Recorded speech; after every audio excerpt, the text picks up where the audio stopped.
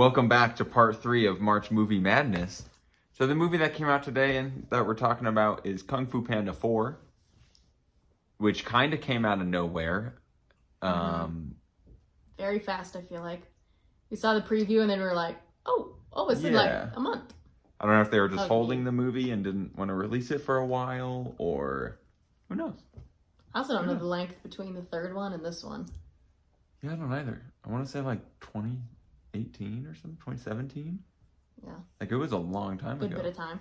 I will say, I was excited to see a PG movie for the first time in a little bit because it was only an hour and a half long. I feel like every movie nowadays is 2 hours plus, which is, most of the time they're fine, but like those hour and a half ones, sometimes they're just, they're really what you need. Especially on a weekday. Yeah, so I think my first takeaway from the film was we went and saw it in 3D. Oh, yeah. And now I want to see every new DreamWorks movie in 3D because it looked so crisp and... I think they made the intro. It felt like they added...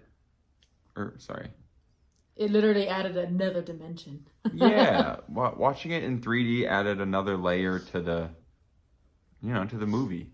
Because it did feel like there was a lot of parts where you could tell there was like almost three layers to the like in like depth wise, if that makes sense. Yeah. And I think they made their new intro for DreamWorks. I'm sure you've seen it online. It's been out for like a year. Oh, but I feel like they made it for 3D movies. It doesn't stop. But no, I will agree when stop, dude. When the movie did open and that DreamWorks opening was playing, that's when I first kind of like adjusted the 3D glasses and like, oh wait, this looks really like good. I don't remember 3D movies looking this crisp, maybe is the word, smooth. Yeah, they used to be really. It used to be, you could tell you were watching a 3D movie and you were like, ooh, my eyes are getting a little tired. It was a little blurry. You're right. Yeah, it's blurry at points because it's 3D and it's not really meant to be 3D. Maybe that's because it was animated and it's not a live action. I've seen animated that are pretty bad too, But yeah, I almost forgot we were watching it in 3D because it was so good. I would bump my glasses and kind of get shocked back, like, oh my god, that's right. There's something on my face. Wearing 3D glasses for watching a 3D movie because it was that engrossing of a 3D experience, I guess. I don't know. I will say, we live in 2024.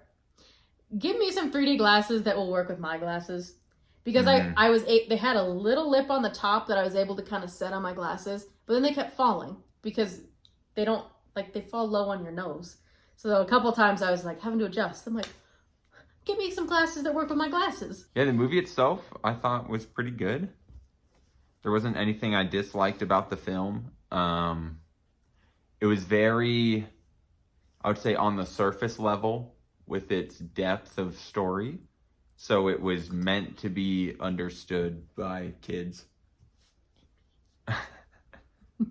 I followed the storyline, which doesn't happen often. Yeah, it felt like a very linear story.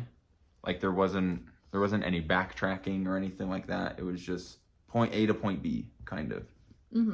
There was a twist, though, which I didn't expect, which kind of got me a little bit. So I'm excited that they kind of threw some twists in the movie. I feel like I should have. And then when it happened, I was like, no way. Yeah, you're like...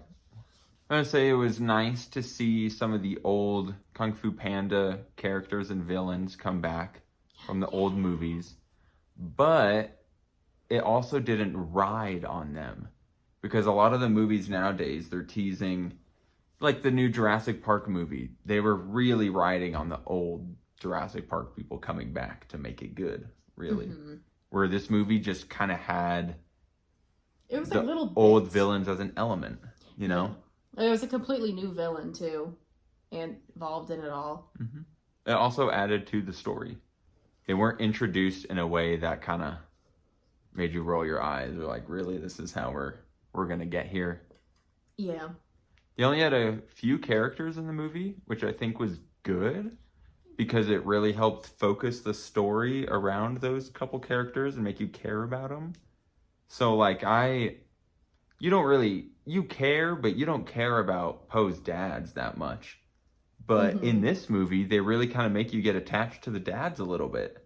Yeah. Because we never get to really see those characters the way that we did in the other movies.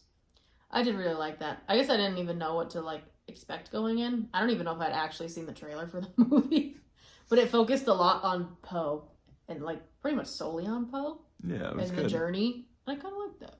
Yeah, I also wasn't sitting there feeling like I needed or I was missing the Fabulous Five or whatever they're called. I know, I can't remember their name. They said it. I can't remember it. So they show up near the kind of end credits. So they're still kind of in the movie, but like I never was wondering where they were, if that makes sense. Yeah, I didn't feel like that we needed them. Yeah. I always liked them in the other movies, but like I didn't feel like we needed them. Mm-hmm. I thought the movie did a good job of interjecting sudden comedy, is what I would call it, where it's the kind of comedy that takes you off guard and you're not expecting it, and you maybe chuckle because you're like, oh my God, that just happened? Okay, that's kind of silly. Like, that's a pretty good joke. There were quite a few in there. And you know it's real when the rest of the theater laughs too. Yeah. Like, not just us. Yeah. So there's some good comedy in the movie. Mm-hmm. I think overall it was just kind of it's a fun film. It's a nice It was a good Thursday night movie. Okay, so I think plugging this one into the sauce meter here, we're going to put it had some heat because it was a very good movie. It's catered towards kids. Yeah, it's just also a kid's movie, so it can only be so good. Yeah, as an adult, yeah. But that's not to say a kid's movie can't be great. Because I would say Puss in Boots' Last Wish was spicy. Really? Definitely. Yeah, it was pretty good. Definitely a spicy movie. And Shrek 5 could also be spicy. We don't know. Shrek 5 would be insane. Will be insane. What am I saying here? All right, this is 3 down. 4 more to go, I think, on March Movie Madness Mayhem. I hope you stay tuned for the next Saucy Opinion. It will be Ricky Stenicki, actually, because that also came out today, followed by Imaginary, because that also came out today as well. So we'll try to get those up this weekend. And yeah, I hope you all enjoyed watching, and we'll see you all in the next Saucy Opinion.